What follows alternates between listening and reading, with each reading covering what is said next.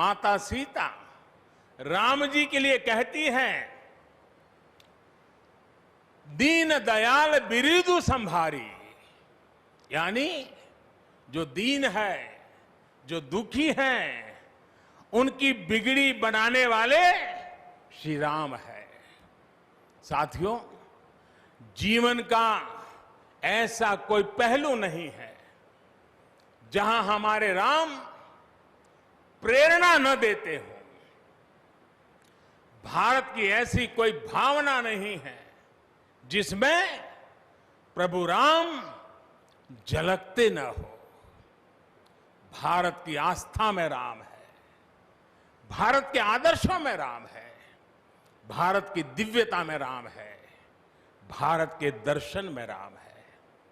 हजारों साल पहले वाल्मीकि रामायण, जो राम प्राचीन भारत का प्रदर्शन कर रहे थे, जो राम मध्य युग में तुलसी, कबीर और नानक के जरिए भारत को बल दे रहे थे, वही राम आजादी की लड़ाई के समय बापू के भजनों में अहिंसा और सत्याग्रह के शक्ति बनकर मौजूद थे। तुलसी के राम सगुण राम है, तो नानक और कबीर के राम निर्गुण राम है। भगवान बुद्ध भी राम से जुड़े हैं, तो सदियों से ये अयोध्या नगरी जैन धर्म की आस्था का भी केंद्र रहा है। राम की यही सर्वव्यापकता भारत की विविधता में एकता का जीवन चरित्र है। तमिल में कंब रामायण, तो तेलुगु में रघुनाथ और रंगनाथ रामायण है। उड़िया में रुईपात कातेड़पदी रामायण है, तो कन्नड़ा में कुमुदेंदु रामायण है। आप कश्मीर जाएंगे तो आपको रामावतार चरित मिलेगा, मलयालम में रामचरितम मिलेगी, बांग्ला में कृतिवास रामायण है, तो गुरु गोविंद सिंह जी ने तो खुद गोविंद रामायण लिखी है। अलग अलग रामायणों में अलग अलग जगहों पर राम भिन्न भिन्न रूपों में मिलेंगे, लेकिन राम सब जगह हैं, राम सबके हैं। इसलिए राम भारत की अनेकता में एक तरह के सूत्र है। साथियों, दुनिया में कितने ही देश राम के नाम का वंदन करते हैं। वहां के नागरिक खुद को श्री राम से जुड़ा हुआ मानते हैं। विश्व की सर्वाधिक मुस्लिम जनसंख्या जिस देश में है वो है इंडोनेशिया। वहां हमारे देश की तरह काकाविन रामायण, स्वर्णदीप रामायण, योगेश्वर रामायण जैसी कई अनूठी रामायण है। राम आज भी वहां पूजनीय है। कंबोडिया में रमकेर रामायण है, लाओ में फ्रालाब रामायण है, मलेशिया में हिकायत शेरी राम, तो थाईलैंड में रामाकेन है। आपको ईरान और चीन में भी राम के प्रसंग तथा राम कथाओं का विवरण मिलेगा। श्रीलंका में रामायण की कथा जानकी हरण के नाम सुनाई जाती है, और नेपाल का तो राम से आत्मीय संबंध माता जानकी से जुड़ा है। ऐसे ही दुनिया के और न जाने कितने देश हैं, कितने छोर हैं, जहां की आस्था में या अतीत में राम किसी न किसी रूप में रचे बसे हैं। आज भी भारत के बाहर दर्जनों ऐसे देश हैं जहां वहां की भाषा में राम कथा आज भी प्रचलित है। मुझे विश्वास है कि आज इन देशों में भी करोड़ों लोगों को राम मंदिर के निर्माण का काम शुरू होने से बहुत सुखद अनुभूति हो रही होगी। आखिरकार राम सबके हैं, राम सब में है। साथियों, मुझे विश्वास है कि श्री राम के नाम की तरह ही अयोध्या में बनने वाला भव्य राम मंदिर भारतीय संस्कृति की समृद्ध विरासत का द्योतक होगा। मुझे विश्वास है कि यहां निर्मित होने वाला राम मंदिर अनंत काल तक पूरी मानवता को प्रेरणा देगा। इसलिए हमें यह भी सुनिश्चित करना है कि भगवान श्री राम का संदेश, राम मंदिर का संदेश, हमारी हजारों सालों की परंपरा का संदेश कैसे पूरे विश्व तक निरंतर पहुंचे, कैसे हमारे ज्ञान, हमारी जीवन दृष्टि से विश्व परिचित हो, ये हमारी वर्तमान और हमारी भावी पीढ़ियों की विशेष जिम्मेदारी है। इसी को समझते हुए आज देश में भगवान राम के चरण जहां जहां पड़े वहां राम सर्किट का निर्माण किया जा रहा है। अयोध्या तो भगवान राम की अपनी नगरी है। अयोध्या की महिमा तो खुद प्रभु श्री राम ने कही है। जन्मभूमि मम पुरी सुहावनी। यहां राम कह रहे हैं, मेरी जन्मभूमि अयोध्या अलौकिक शोभा की नगरी है। मुझे खुशी की आज प्रभु राम की जन्मभूमि की भव्यता, दिव्यता बढ़ाने के लिए कई ऐतिहासिक काम हो रहे हैं। साथियों, हमारे यहां शास्त्रों में कहा गया है, न राम सदस्यो राजा पृथ्व्याम नीतिवान अभूत। यानी कि पूरी पृथ्वी पर श्री राम के जैसा नीतिवान शासक कभी हुआ ही नहीं। श्री राम की शिक्षा है, नहीं दरिद्र को दुखी न दीना।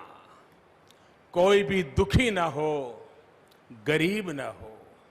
श्री राम का सामाजिक संदेश है, पहुष्ट नर नारी कह समाज उत्सव शोभितः। नर नारी सभी समान रूप से सुखी हो, भेदभाव नहीं। श्री राम का निर्देश है, कच्चित ते दयती है सर्वे है कृषि गोरक्ष जीविना।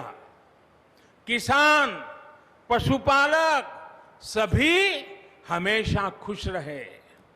श्री राम का आदेश है, कश्चित वृद्धांच बालांच वैद्यान मुखान राघव त्रिभिही ऐते बुभूष से। बुजुर्गों की, बच्चों की, चिकित्सकों की सदैव रक्षा होनी चाहिए। ये कोरोना ने हमको बराबर सिखा दिया है। श्री राम का आह्वान है, जो सभित आवाज सरनाई रखी हूं ताही प्राण की नाई। जो शरण में आए उसकी रक्षा करना सभी का कर्तव्य है।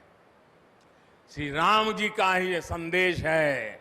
श्री राम जी का भी कमिटमेंट है, जननी जन्मभूमिश्च स्वर्गादपि गरीयसी।